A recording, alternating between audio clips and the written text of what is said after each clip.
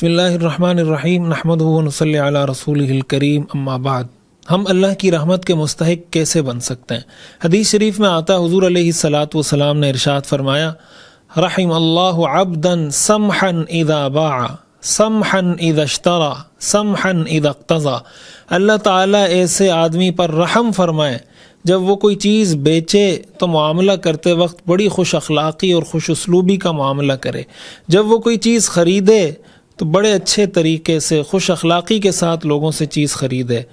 سمحا اذا اقتضى، جب کسی نے اس کا قرضہ دینا ہو اور وہ قرضے کا مطالبہ کرنے جائے تو بڑی نرمی، بڑے پیار، بڑی محبت، بڑے اخلاق سے اپنے قرض کا مطالبہ کرے کہ بھائی آپ نے مجھے میرے پیسے دینے تھے تو وہ مجھے واپس کر دیں۔ حضور نے ایسے آدمی کے لیے دعا فرمائی، آپ نے فرمایا اللہ ایسے آدمی پہ رحم فرمائے، اور ظاہر ہے کہ حضور علیہ الصلاۃ والسلام کی دعا کبھی رد نہیں ہو سکتی۔ تو اسباب رحمت میں سے ایک بڑا سبب یہ ہے کہ انسان اپنے معاملات میں نرم خو ہو، اس کے مزاج کے اندر نرمی ہو۔ حدیث شریف میں آتا ہے ما دخل الرفق فی شیء الا زانہ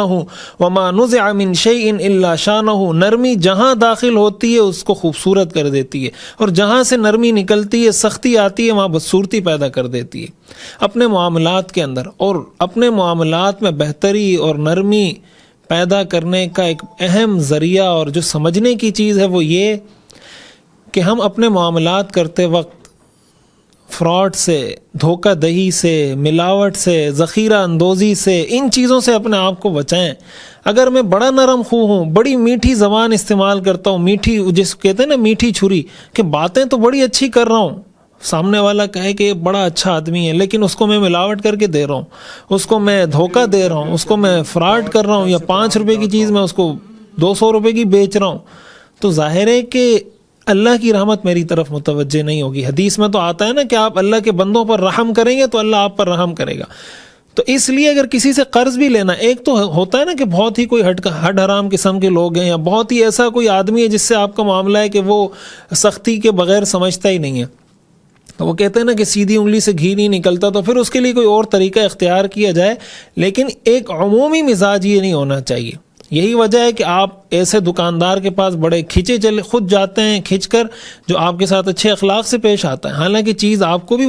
وہ بھی پیسوں کی بیچ رہا ہے، دوسرا دکاندار بھی پیسوں کی بیچ رہا ہے، لیکن اس کے اخلاق اچھے ہیں تو آپ اس کے پاس چلے جاتے ہیں۔ اسی طرح جب خریدار اچھے اخلاق والا ہو تو دکاندار کو بھی بڑا سکون ملتا ہے۔ جب آپ، حدیث میں آتا ہے نا کہ مسلمان بھائی سے مسکرا کر ملنا صدقہ ہے، تو آپ اگر کوئی چیز خرید رہے ہیں اور مسکرا کر اور اچھے اخلاق کے ساتھ اس دکاندار کے ساتھ پیش آ رہے ہیں تو وہ بھی آپ کو،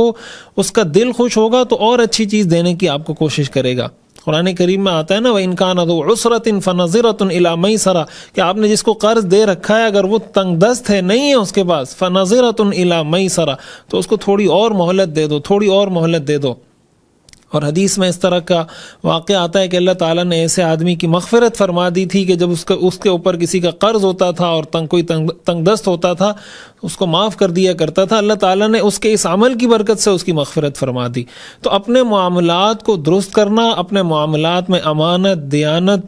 کو سامنے رکھتے ہوئے معاملات کرنا، اور معاملات کرتے ہوئے جیسے بہت زیادہ سختی، بہت زیادہ ایک دوسرے کو کھینچنا، بہت زیادہ ایک دوسرے کو نیچا ثابت کرنے کی کوشش کرنا، ان چیزوں سے اپنے آپ کو بچا کر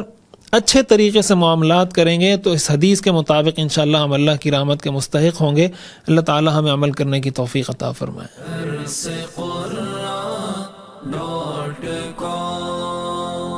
www.darsequran.com